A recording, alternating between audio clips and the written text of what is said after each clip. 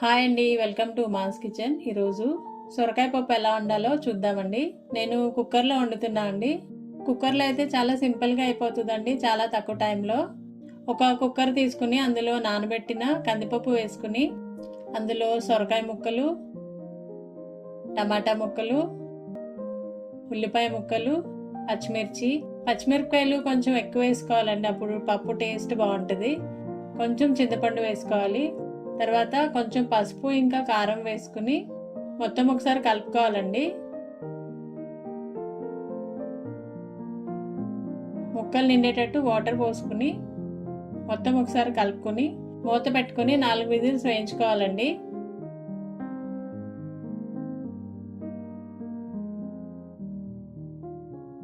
తర్వాత చూడండి, పప్పు ఉడికిపోయింది.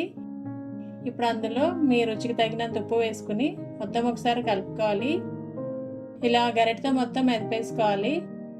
ఇలా గరిటతో మెదిపేసుకోవచ్చండి, లేకపోతే పప్పు గుత్తితో అయినా మెదుపుకోవచ్చు, కానీ ఇలా అయితే టేస్ట్ బాగుంటుందండి పప్పు. తర్వాత ఈ పప్పుని తాలింపు పెట్టుకోవాలి.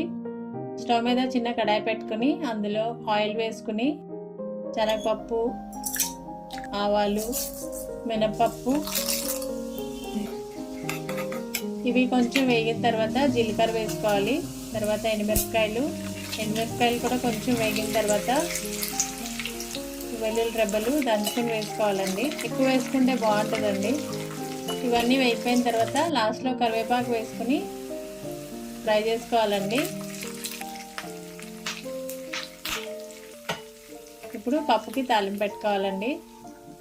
ఇంతే అండి, సొరకాయ పప్పు చాలా ఈజీగా చేసుకోవచ్చు. వీడియో నచ్చితే ఒక లైక్ చేయండి. Thanks for watching.